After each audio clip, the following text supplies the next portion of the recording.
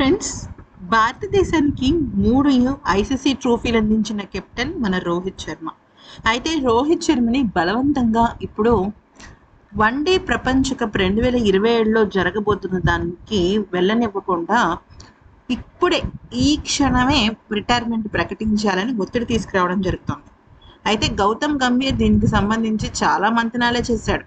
BCCI అధికారుల దగ్గరికి వెళ్ళి రోహిత్ శర్మ గురించి చెప్తాం, ఎలాగైనా సరే రోహిత్ శర్మనే 2027 వరల్డ్ కప్కి వెళ్లకుండా చెయ్యాలి అని గట్టిగా భీష్మించి కూర్చున్నాడు.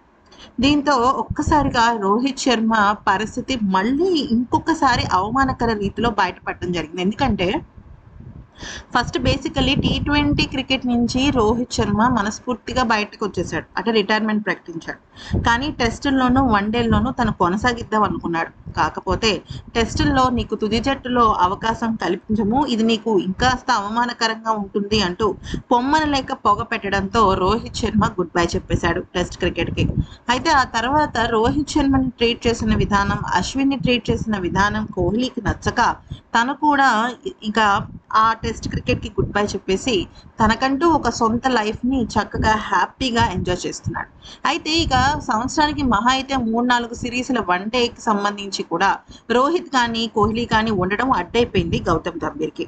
అయితే గౌతమ్ గంభీర్కి అజిత్ అగర్కర్కి సూటిగా 3 ప్రశ్నలు వేస్తున్నారు బీసీసీఐ వాళ్ళు.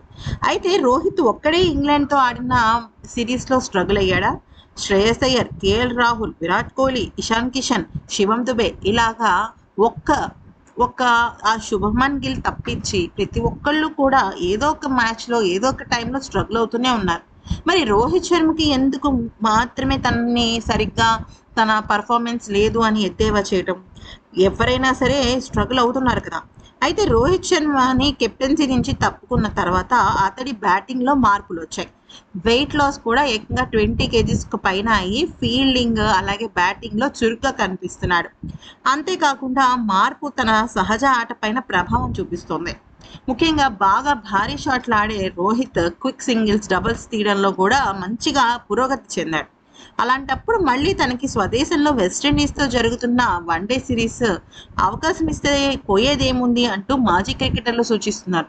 అయితే మరి కొంతమంది అభిమానులు అసలు తీసేయాల్సింది రోహిత్ శర్మని కాదు, అజిత్ అగర్కర్ని, గౌతమ్ గంభీర్ని తీసేస్తే దరిద్రం వదిలిపోతుంది అంటూ కాస్త శృతి మించిన కామెంట్స్ చేస్తున్నారు.